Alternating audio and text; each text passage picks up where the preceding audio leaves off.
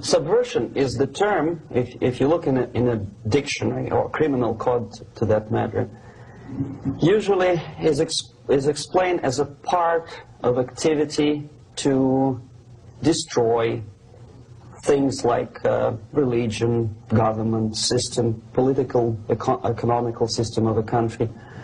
And usually it's linked to espionage and such romantic things as blowing up bridges, sidetracking trains, cloak and dagger activity in Hollywood style. What I'm going to talk about now has absolutely nothing to do with the cliché of espionage or KGB activity of collecting information.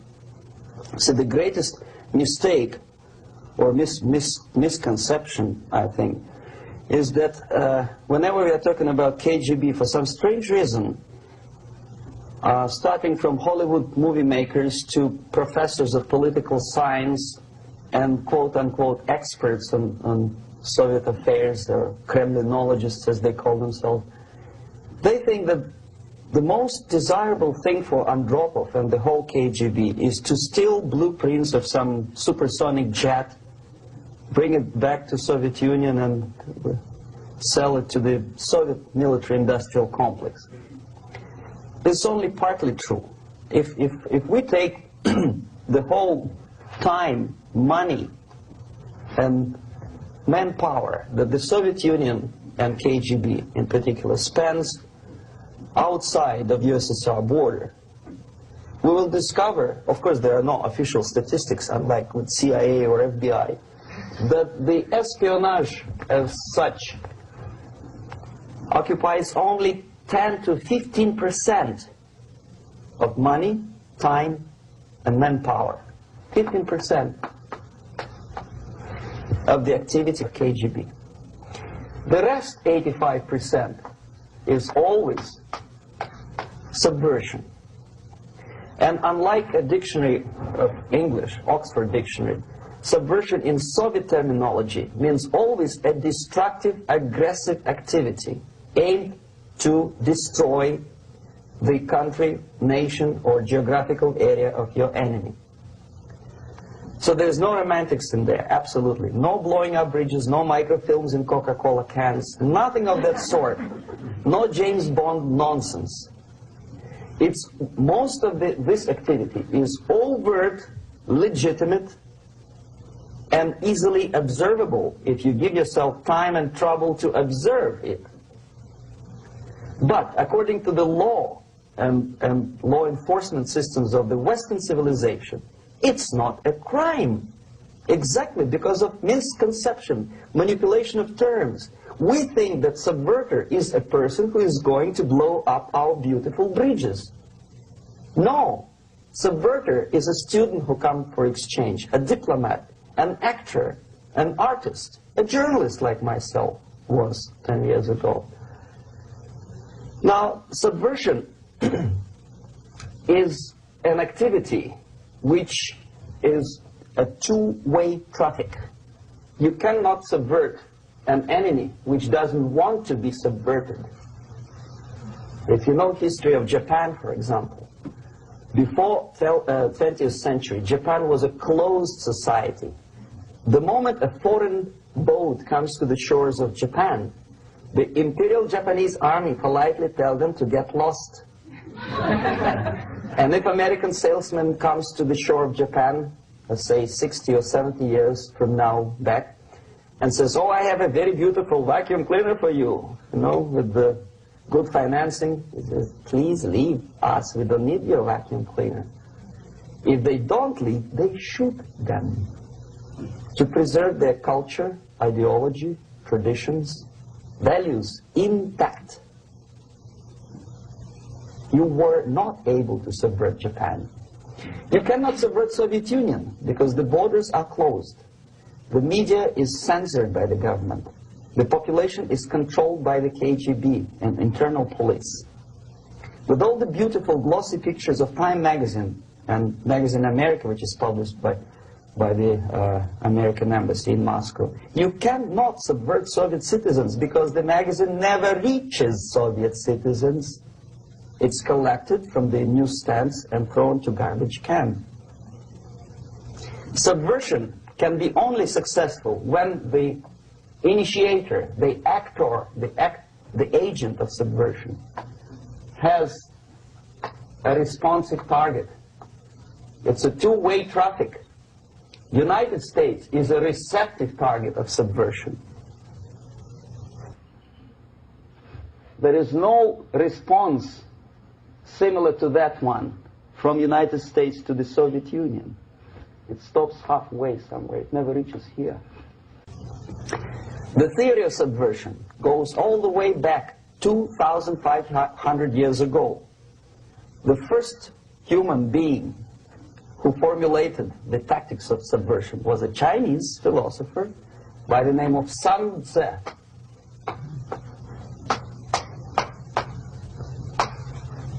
2,500 years BC. He was an advisor for several imperial courts in ancient China. And he said, after long meditation, that to implement state policy in a warlike manner, it's the most counterproductive, barbaric, and inefficient to fight on a battlefield.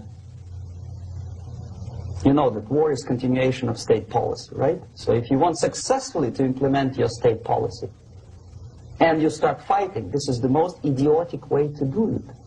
The highest art of warfare is not to fight at all,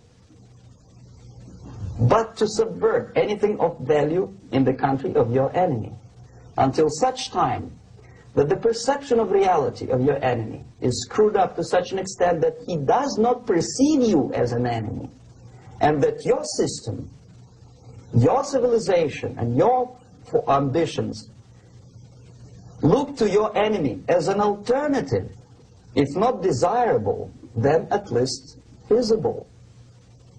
Better red than dead. That's the ultimate purpose, the final stage of subversion, after which you can simply take your enemy without a single shot being fired, if the subversion is successful. This is basically what subversion is. As you see, not a single mentioning of blowing up bridges. Of course, Sun Tzu didn't know about blowing up bridges. Maybe there were not that many bridges at that time. But the basics of subversion is being taught to every student of KGB school in USSR and to officers of military academies. I'm not sure if the same author is included in the list of reading for American officers, to say nothing about ordinary students of political science. I had difficulty to find the translation of Sun Tzu in a library of a university in Toronto and later on here in Los Angeles. But it's a book which is not available. It is forced to every student in USSR. Every student who is taught to be dealing further in his future career with foreigners. What subversion is? Basically, it consists of 4 periods, time-wise. If we start from here and go this way, time, right? This is the beginning point. The first stage of subversion is the process which is called, basically, demoralization. It says for itself what it is.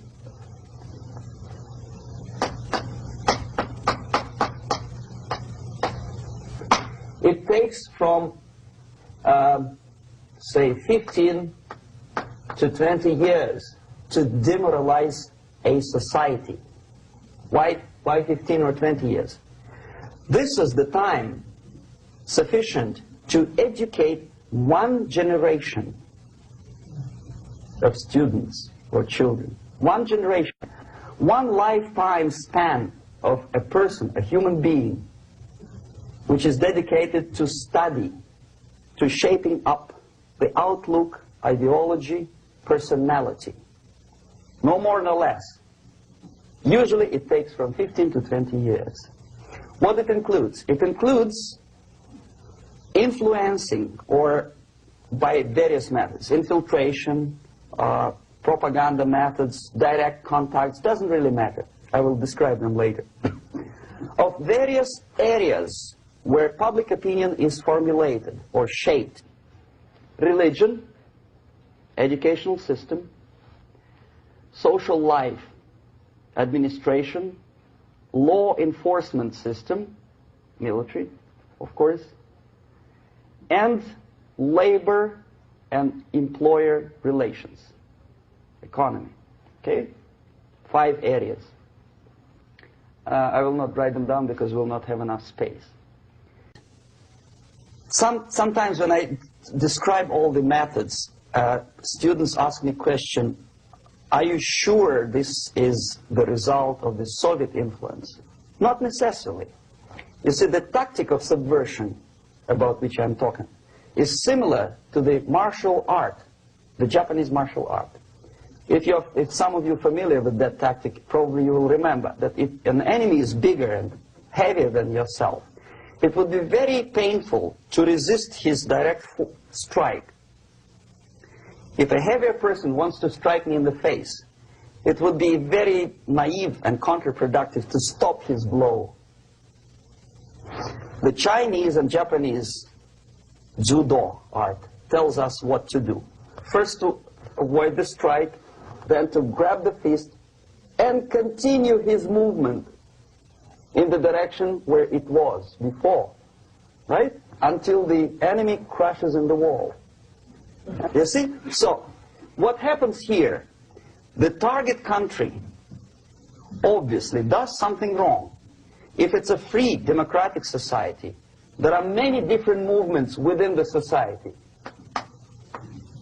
There are obviously, in every society, there are people who are against this society. They may be simple criminals, ideologically in disagreement with the state policy, conscientious enemies, simply psychotic personalities who are against anything, right?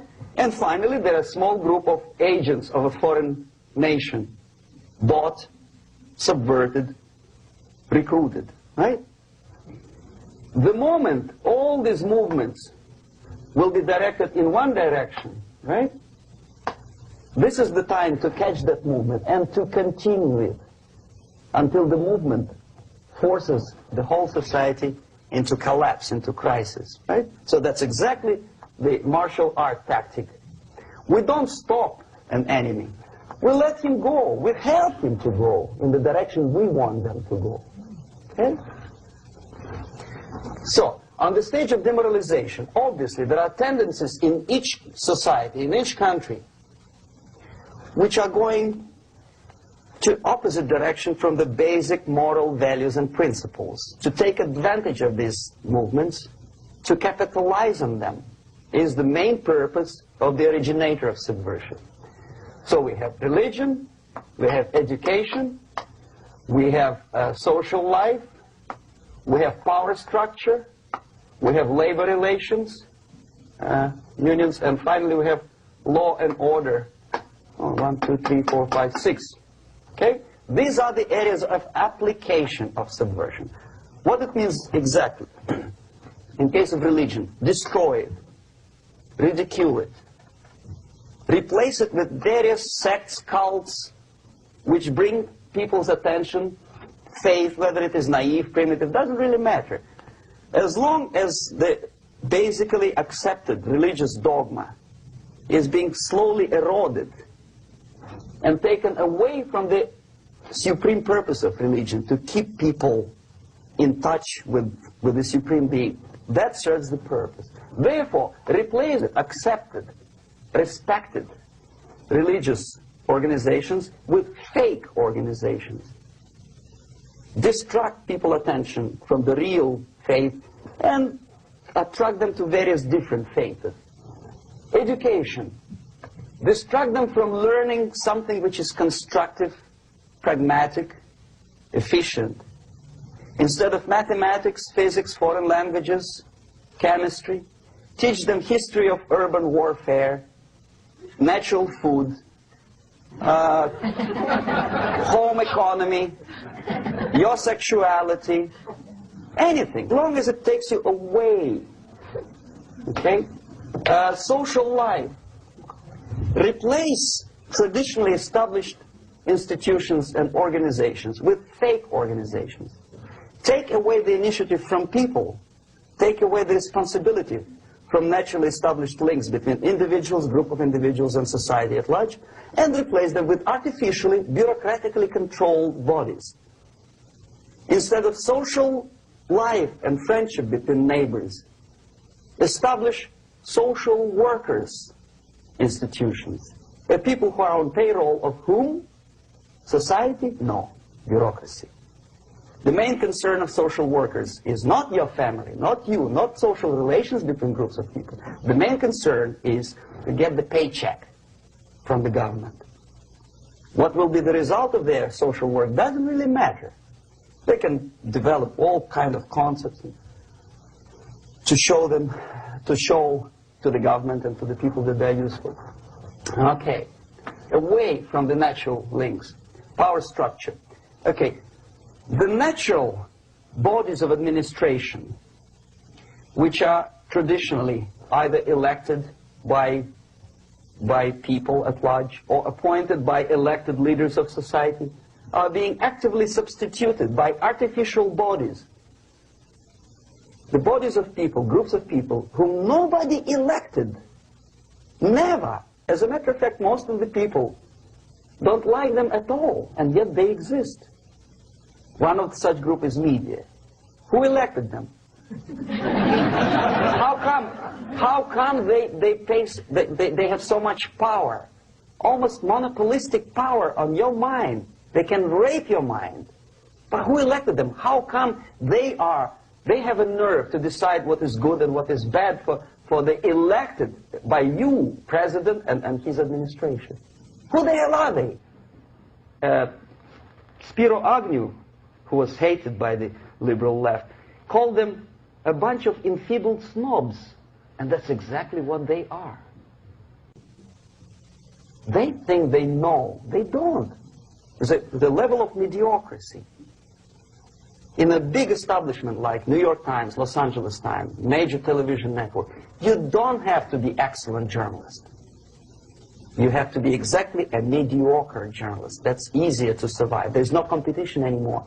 You have your good, nice income, $100,000 a year. That's it. Whether you're better or worse doesn't really matter anymore. As soon as you're smiling to the camera and do your job. That's it. No more competition. Power structure slowly is eroded by the bodies and groups of people who do not have neither qualification nor the will of people to keep them in power, and yet they do have power. Okay. Together with that, there is another process. Law enforcement, law and order organization and structure is being eroded.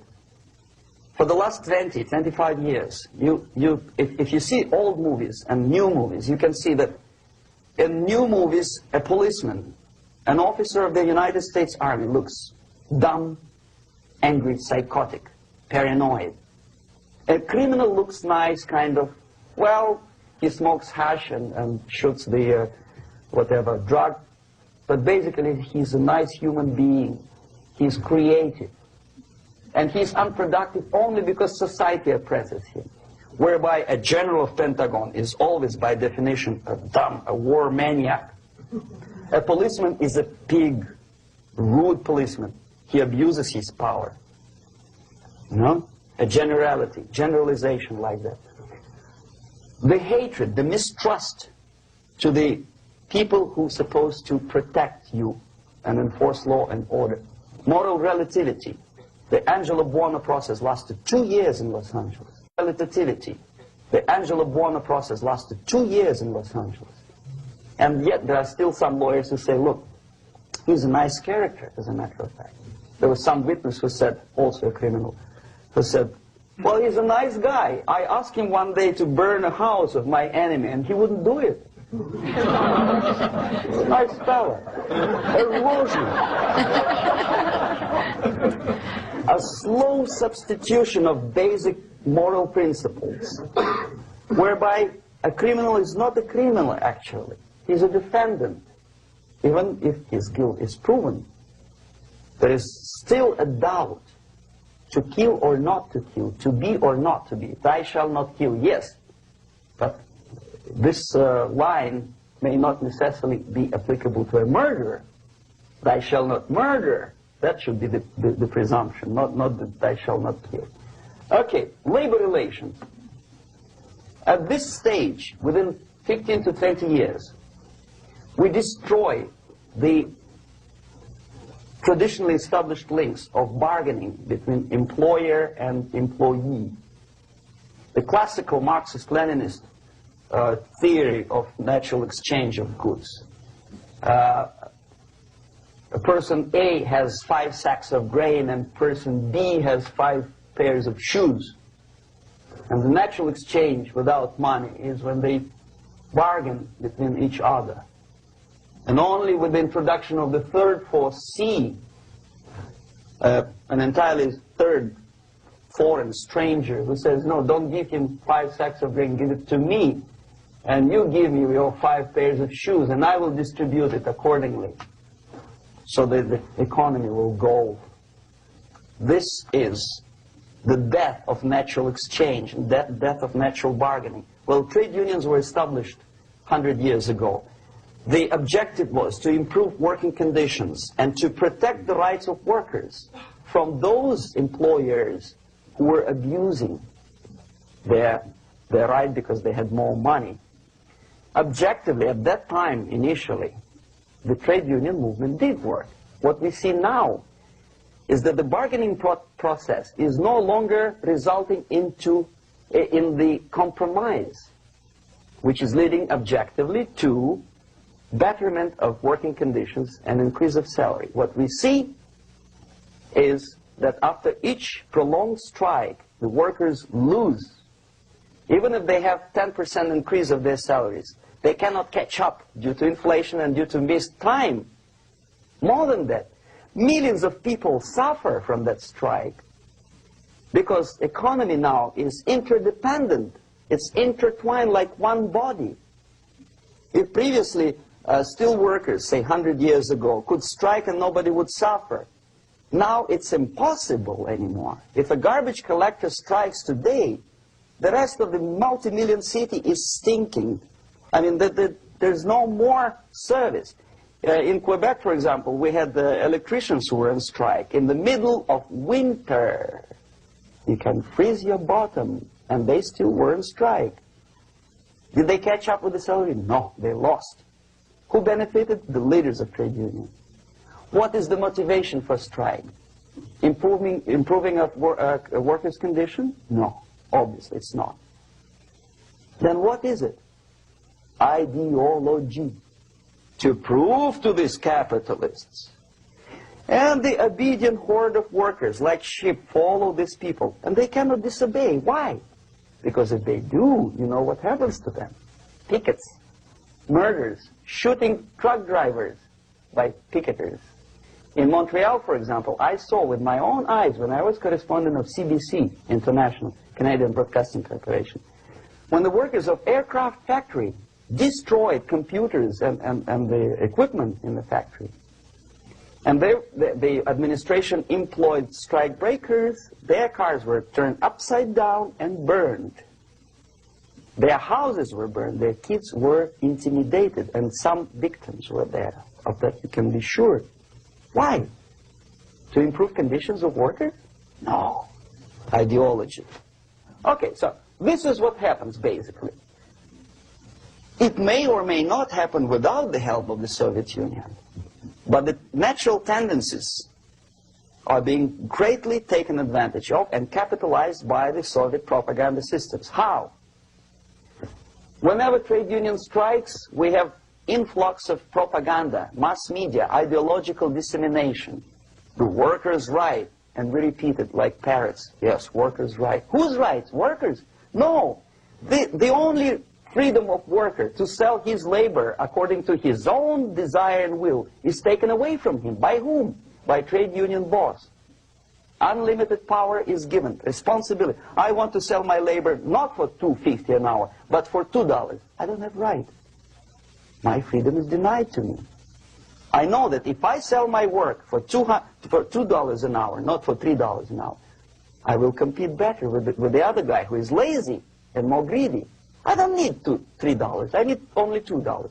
No, I was made to believe by media, by business, by advertising agencies that I need more and more and more. Have you ever heard any advertising on TV to consume less? No. No way. Whether you need a six-cylinder car or not, you have to buy it. And hurry up. When I was driving here, on the local radio station, an excited announcer said, "You hurry up, rush and save, save, save. There is a pantyhose sale." Save by buying more. Of course. It would be too naive to expect that KGB makes that advertising agency to do such a crazy commercial. No, of course not. But what we did when I was working for Novosti Press, we would snow plow editorial offices, student organizations, religious groups with literature of class struggle, if not directly Marxism-Leninism propaganda, then a propaganda of legitimate aspirations of working class, betterment of life, equality, mind you. President Kennedy once said, we will make America to believe that people are born equal. Are people born equal? Is there any mentioning in the Bible or any other holy scripture in any religion, if you don't believe me, go to the library and check it, there is not a single word about equality. Just the opposite. By your deeds, God will judge you. What you do is important. The merit of your personality. You cannot legislate equality. If you want to be equal, you have to be equal. You have to deserve it. And yet we build our society on the principle of equality. We say people are equal. We know it is false. It's a lie. Some people are tall and stupid. Others are short, bold, and clever.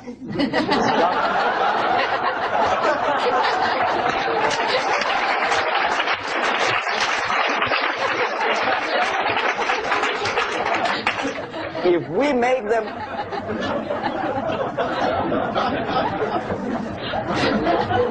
make them equal by force, if we put the principle of equality in the basis of our socio-political structure, it's the same thing as building a house on sand. Sooner or later it will collapse, and that's exactly what happens.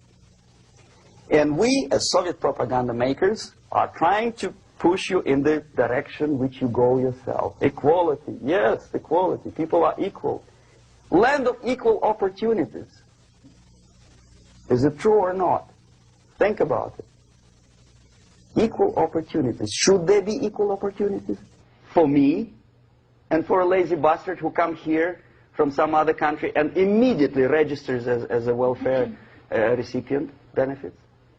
I never received a single dollar. No, sorry, I did receive once. But I never applied for welfare. For the 13 years, I took any job. Security guard, journalist, taxi driver, anything. Well, I was restless, but some people don't like it. They immediately. So why should we have equal opportunities?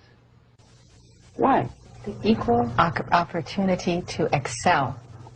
Equal opportunity in equal circumstances, yes, but you know people are different. To excel, yes, provided we reach the same level of excellency, perfection, which is hypothetical, distant future. Yes, maybe. But we know perfectly well that even with the best intentions, people could not be equal. Why should we have equality in the, say, legal system? Myself, I'm considering myself a law-abiding citizen, and a person who comes here to rob and shoot, say, the United States administration under Carter, imported thousands of Cuban criminals. They were non-criminals, yet they were accepted. Do you think it's fair if myself and my wife from Philippines, who work like a, excuse me, horse as a lab technician in a hospital, should have the same rights as a criminal from Cuba? Why? And yet we repeat as parents, equality, equality, equality. And the Soviet propaganda system helps us to believe that equality is something which is desirable. Democracy, as it was established by fathers of this country, of this system in the last century, is not equality. It's the system where different people, unequal people, have a chance to survive and help each other in constant competition, in constant perfection, not in equality, which is superimposed from a godfather or a nice person in Washington, D.C. And the absolute equality exists in Soviet Union, quote-unquote equality. Everybody is equal in dirt, except some people are more equal than the others in Politburo. So, the moment you bring a country to the point of almost total demoralization, when nothing works anymore, when you are not sure whether it is right or wrong, good and bad, but there's no division between evil and good, when even the leaders of church sometimes say, well, violence for the sake of justice, especially social justice, is justified in countries like Nicaragua, El Salvador, well, maybe Rhodesia, and we listen to them and say, yeah, probably it's true. Is it true? No, it is not true. Violence is not justified, especially for the sake of quote-unquote social justice introduced by Marxist-Leninists, that is my former colleagues from Novosti Press Agency. Okay, so we reached that point. The next step is destabilization.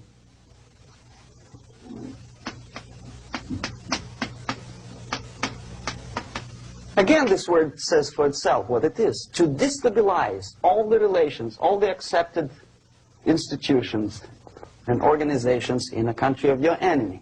How you do it?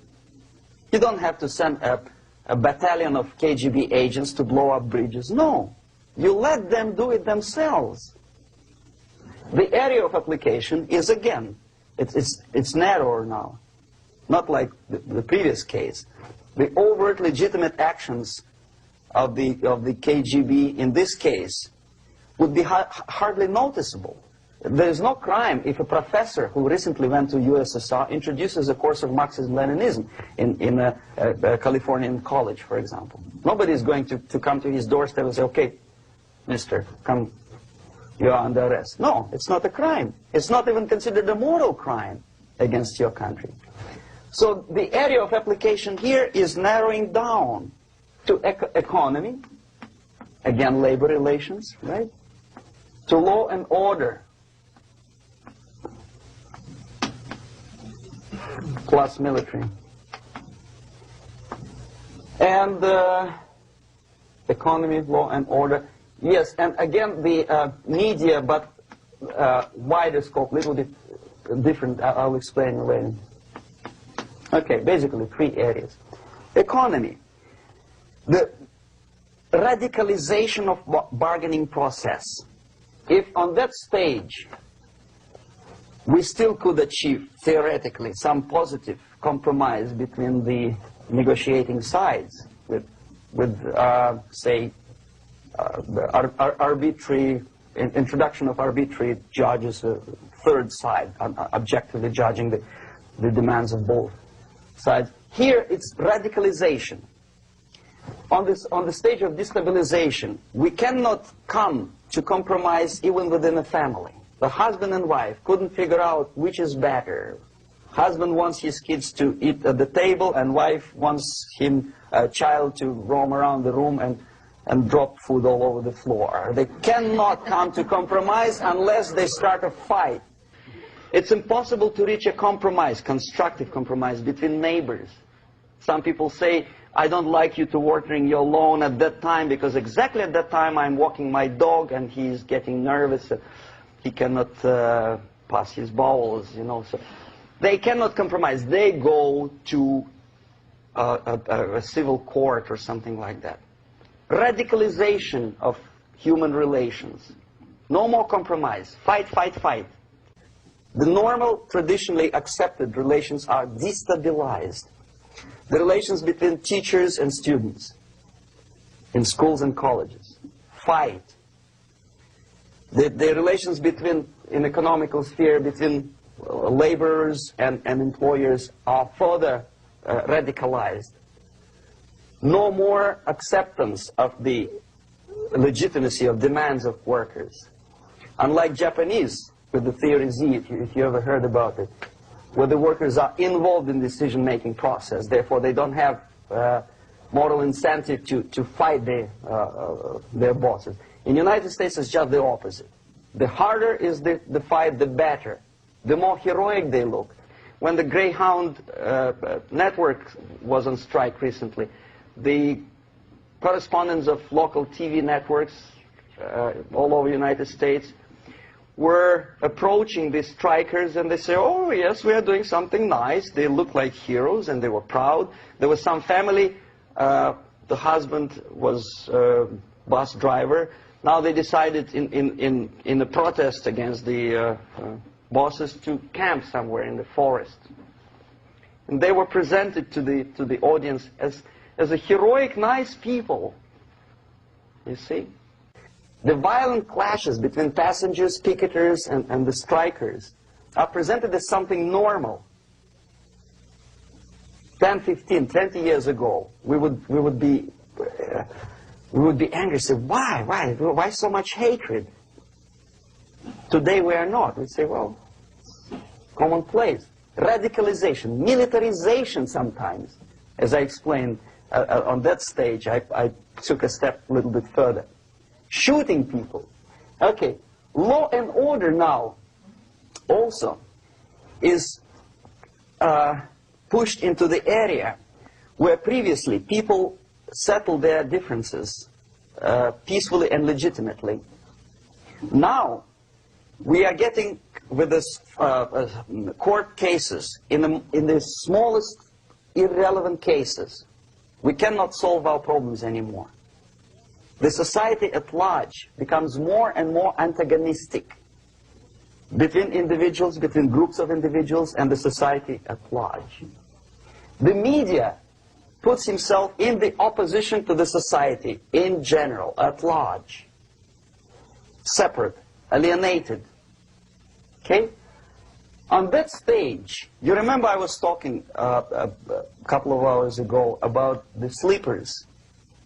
That's when the students from, say, United States, if they are trained in Lumumba University, or developing nations, that's the students I was dealing with, are being sent back from the Soviet Union here. Or if they were already in the United States, in the country, which is an object of subversion, they spring to action. The sleepers go up. They slept for 15 to 20 years. Now they become leaders of groups, preachers, I don't know, public figures. Prominently they act. They actively include themselves in a political process. All of a sudden we see a homosexual. 15 years ago he did his dirty job and nobody cared. Now he makes it a political issue. A political issue. He demands recognition, respect, human rights, and he rallies a large group of people. And there are violent clashes between him and police, his group and ordinary people, no matter what. It's black against white, yellows against green, doesn't matter where the division line goes. As long as this group come into antagonistic clash, sometimes militantly, sometimes with firearms, that is destabilization process. The sleepers, many of whom are simply KGB agents, become leaders of the process of destabilization. Doesn't mean that Comrade Andropov sends Comrade Ivanov to the United States. The person who takes care is already here. He is a respected citizen of the United States. Sometimes he gets money from various foundations for his legitimate struggle for, I don't know, human rights, women's rights, kid lib, prison lib, whatever. There are sympathetic Americans who donate their money to him. This stabilization process usually leads directly to the process of crisis. In case of developing nations, that's the area where I was active. The process starts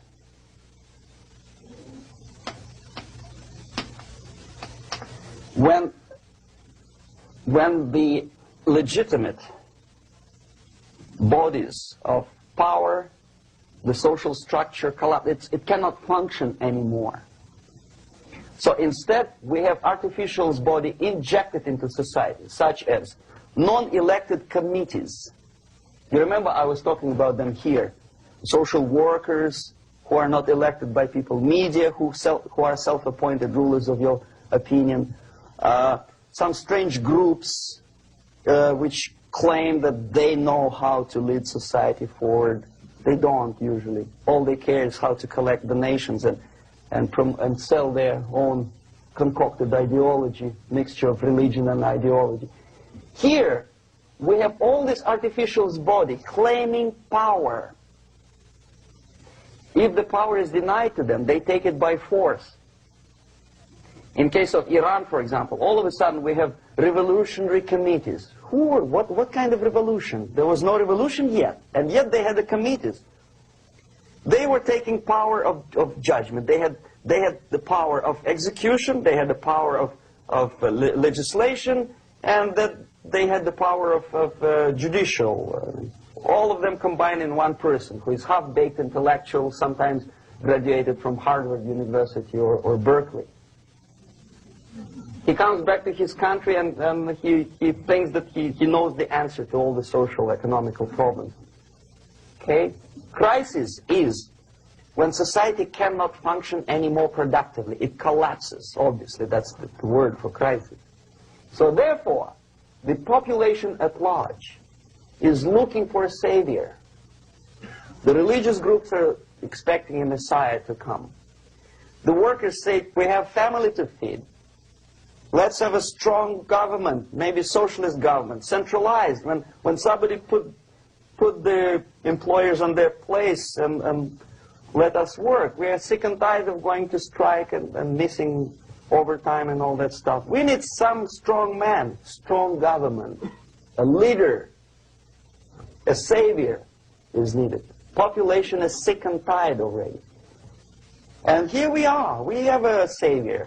Either a foreign nation comes in, or the local group of leftists, Marxists, no matter what they call themselves, Sandinista, a reverend or some sort, Bishop Muzureva, like in Zimbabwe, doesn't matter. A savior comes and says, I will lead you. So we have two alternatives here. Civil war and invasion. Okay? See how it goes? Civil war, we know what it is. Lebanon is the best example. The civil war, which was artificially implanted in Lebanon by injection of force of PLO, Palestinian Liberation Organization. Invasion we have in many other countries like Afghanistan, name any East European country, it was invaded by the Soviet army. But the result is the same. The next stage is normalization. Normalization is a very ironic word, of course.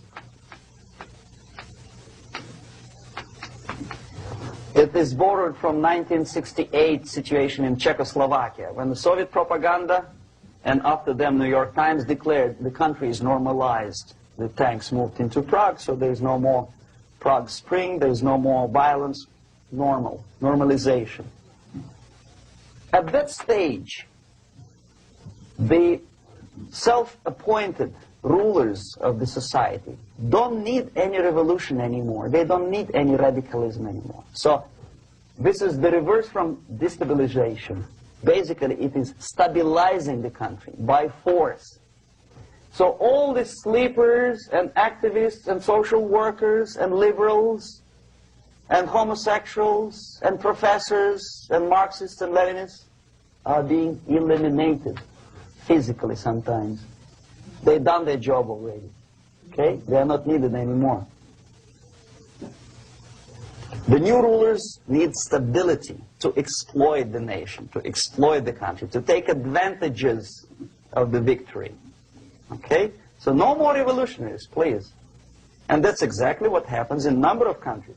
You remember Bangladesh? This is the crisis in which I was instrumental. First they had Mujibur Rahman. In 1971, he was the leader of People's Party, Awami League, with mustache like Stalin. He was in Russia many times. In 5 years, he was shot by his former colleagues, Marxists. He fulfilled his function. In Afghanistan, it happened 3 times. First there was Taraki, then there was Amin, now there's Babrak Karmal. They killed each other successively, one after another. The moment he fulfills his duty, the first one demoralized country, the second destabilized, the third one brought it to crisis. Goodbye, comrades. Babrak Karmal comes from Moscow and put into the seat of power. Same thing happened in Grenada recently. Maurice Bishop, Marxist, was killed by Austin, what's his name, General something, who was also a Marxist. Right? So no more revolutions, please. Normalization now. From now on, no more strikes, no more homosexuals, no more women lead, no more kid lead, no more lead, period. Good, solid, democratic, proletarian freedom. That's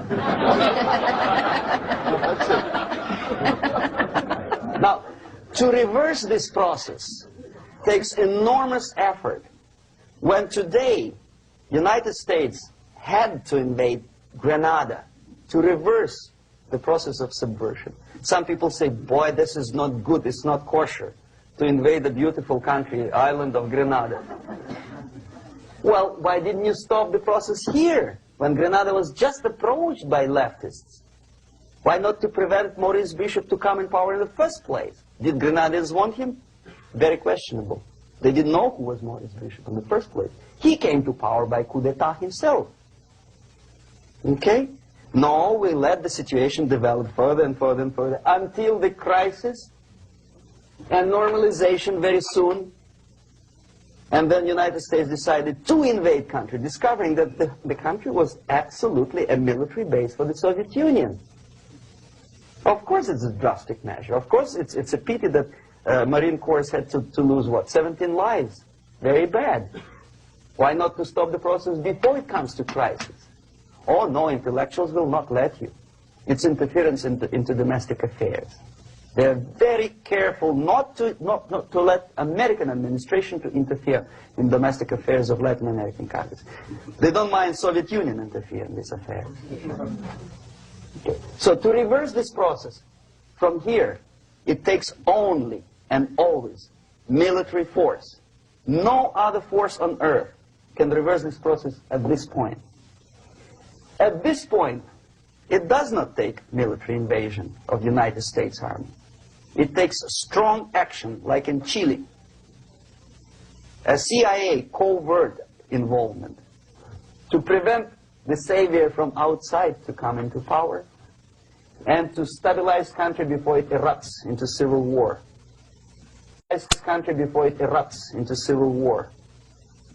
Okay? Support the right-wing conservative forces. By money, by crooks or love, doesn't matter.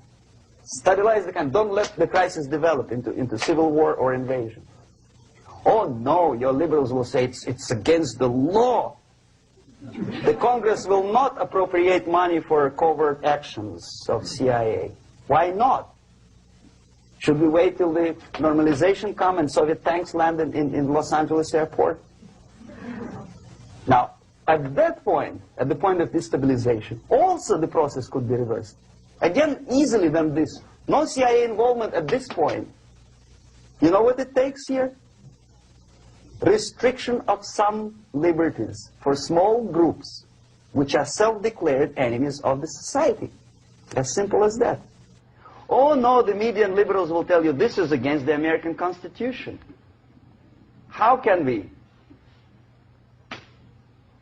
by force, deny the civil rights to criminals, for example. It's not good. Okay? So we allow them to... Okay, if you allow the criminals to have civil rights, go on and bring the country to the crisis. This is a bloodless way to do. Curb the rights. I mean, not to put them in prison. No, I'm not talking about putting all the gays from San Francisco in the concentration camp. Do not allow them to take political force. Do not elect them to the seats of power, whether it is municipality level, state level, or federal level. It has to be beaten in the heads of American voters that a person like that in the seats of power is an enemy. Do not be afraid of this word. It is an enemy. If he is not an enemy here, he will be here. Later on, he will be shot, of course.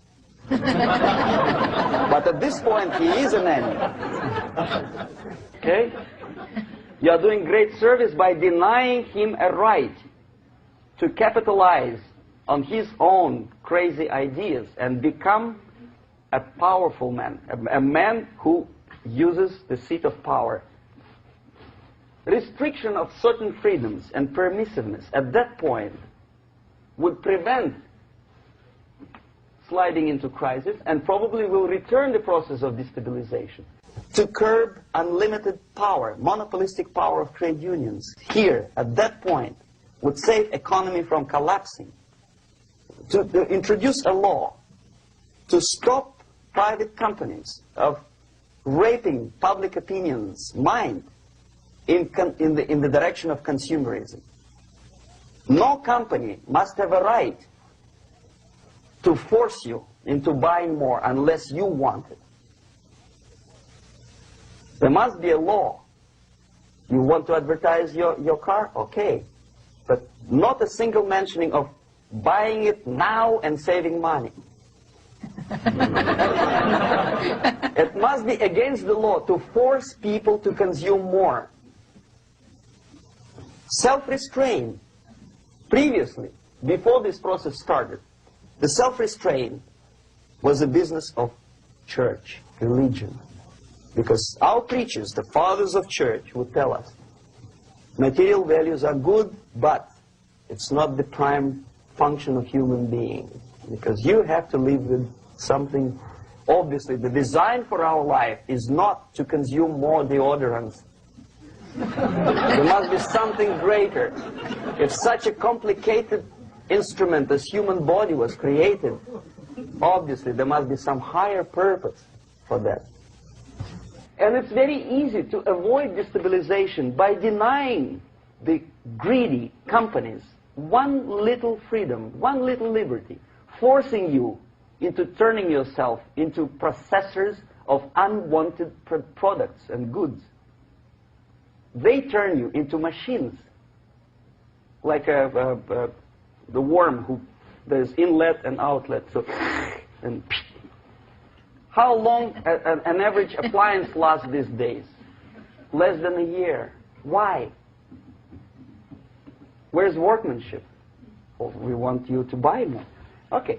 Destabilization process could be easily overcome if, as I say, the society, by its own will or after persuasion by the leaders, will come to the idea of self-restraint.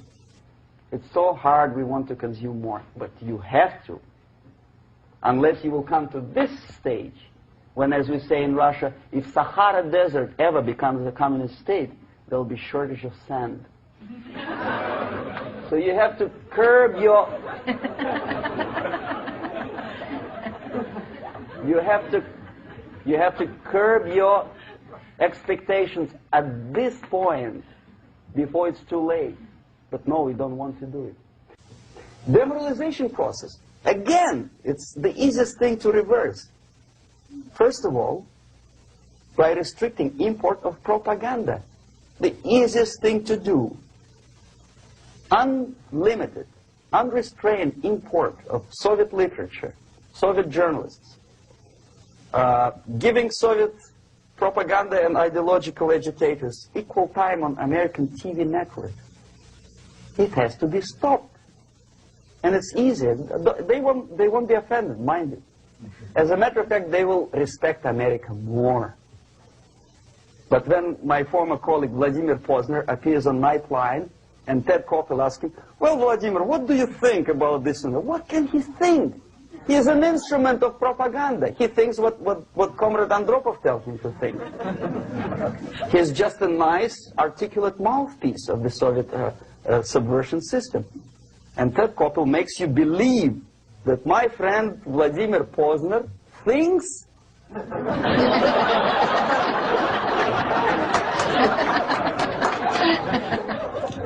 the process of demoralization may not have started at all if at that point the country, which is a recipient of subversion, actively, not violently, but actively, prevents importation of foreign ideology.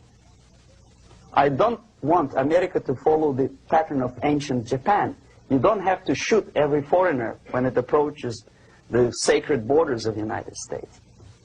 But when he offers you a junk in the disguise of very shiny something, you have to tell him, no, we have our own junk.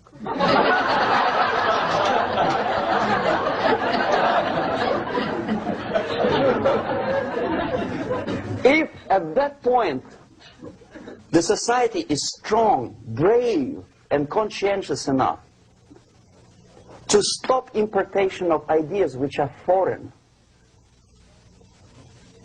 then the whole chain of events could be prevented.